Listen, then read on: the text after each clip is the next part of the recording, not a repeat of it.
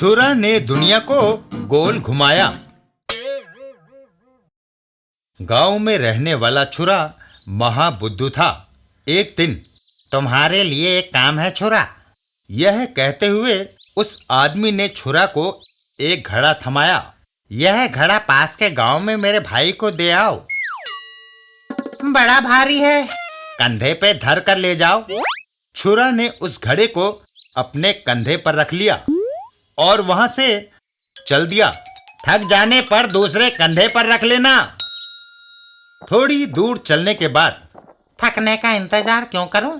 मैं घड़ा दूसरे कंधे पर रख लेता हूं। चलते चलते छुरा का दिमाग भी लगातार चल रहा था, लेकिन कंधा बदलते वक्त घड़ा गिर गया तो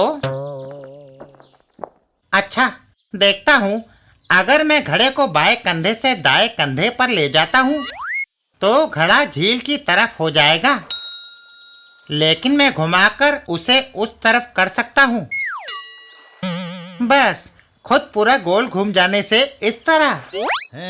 ये सोचकर छुरा अपनी जगह पर घूम जाता है।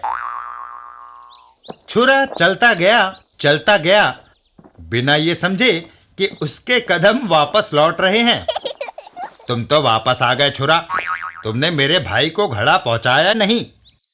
छुरा चौंक कर बोला, क्यों? क्या ये तुम्हारे भाई का गांव नहीं है? गजब हो गया, मैंने सारी दुनिया ही गोल घुमा दी।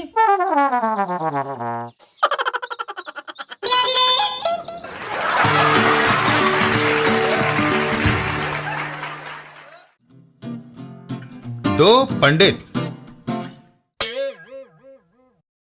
एक बार एक राजा ने दो विद्वानों को अपने दरबार में आमंत्रित किया। एक का नाम था पंडित ज्ञानराज और दूसरे का पंडित विद्याराज। दोनों बड़े ज्ञानी थे और रोज दोनों राजा व अन्य दरबारियों को कोई ना कोई नई बात बताते। एक दिन, ऐसे महान व्यक्तियों को तो उत्तम पुरस्कार देना चाहिए। राजा जी ने सैकड़ों लोगों को महल में निमंत्रित किया। आज हम यहाँ अपने देश की दो महान विभूतियों को सम्मानित और पुरस्कृत करने के लिए इकट्ठे हुए हैं। पंडित ज्ञानराज। अचानक राजा जी को लगा कि वे दोनों व्यक्तियों के बारे में ज्यादा कुछ नहीं जानते। पंडित विद्याराज मेरी मदद करेंगे। राजा पंडित विद्याराज के पास पहुंचा।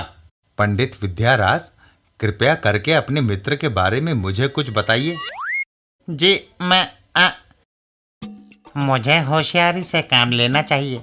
अगर मैंने पंडित ज्ञानराज की तारीफ की तो कहीं महाराज उसे मुझसे अच्छा इनाम न दे दें।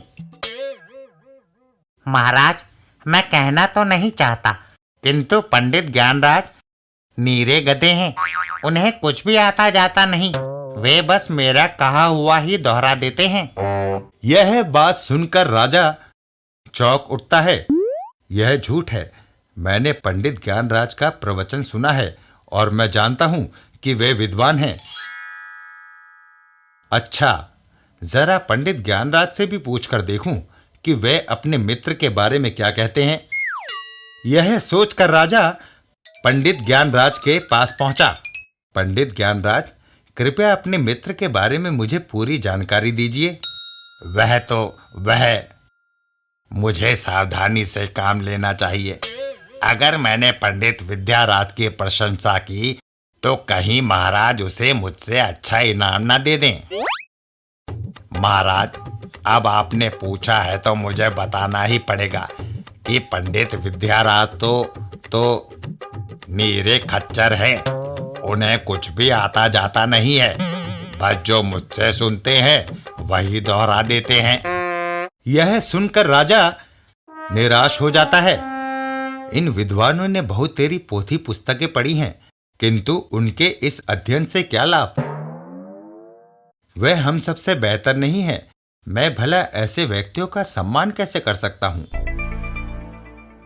राजा अपने एक दरबारी से बोले, मेरी बात ध्यान से सुनो, फिर वही करना। थोड़ी देर बाद दो सेवक उपहार लेकर आए। उन्होंने दोनों पंडितों के सामने एक एक थाल रखा। थाल पर से कपड़ा हटाने पर। हाय हाय, ये क्या है महाराज? ताजी हरी हरी घास। अभी तो तुम दोनों ने ही मुझे बताया कि तुम में से एक गधा है और दूसरा खच्चर, इसलिए मैंने तुम्हें वही पुरस्कार दिया जो गधों और खच्चरों को बेहद पसंद है, मेरे राज में मिलने वाली सबसे ताजी और सबसे उम्दा घास। दोनों पंडित शर्म से पानी पानी हो गए। महल छोड़कर वह ऐसे गायब हुए कि फिर कभी दिखाई नहीं दिए।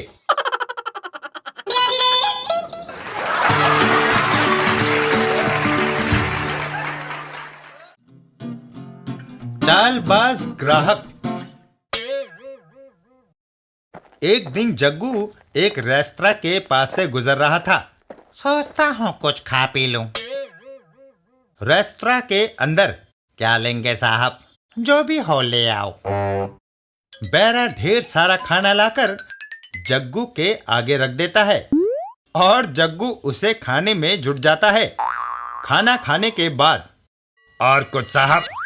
एक प्याला सूप। आप पाउडर काम आएगा। सूप आने पर जग्गू ने बदबूदार पाउडर उसमें घोल दिया और फिर, मैनेजर कहाँ है? उसे मेरे पास भेजो। थोड़ी देर बाद, मैं मैनेजर हूं। ऐसा खराब सूप परोसते हैं आप? जरा इसे सूंघिए। मैनेजर सूप को सूंघता है। उफ, कैसी खराब गंध है। साहब, मेहरबानी करके शोर मत मचाइए, इससे हमारे रेस्तरां की बदनामी होगी। आपने जो कुछ खाया है उसके दाम मत दीजिए। अच्छा ठीक है। कमाल है। अगले दिन यह घटना जग्गू ने अपने दोस्त ठग्गू को बताई और इस तरह मैं बच निकला। अच्छी तरकीब, मैं भी आजमाऊंगा। ठग्गू रवाना हुआ। उसने रेस्तरां के अंदर जम कर खाया। उसके बाद, और कुछ साहब? एक प्याला सूप लाओ। सूप नहीं है साहब। क्या कहा? सूप नहीं है? फिर मैं पाउडर किस में डालूंगा? आपका बिल साहब। अरे, लगता है मैं पैसे लाना तो भूल ही गया। अच्छा, तो तुम्हारे पास पैसे नहीं? बस 1 मिनट रुकिए। लेकिन मैनेजर ने उसकी एक न सुनी और उसे घसीटता हुआ रसोई की ओर ले चला। अंदर चलकर प्लेटें धोना शुरू करो, वरना। हाय।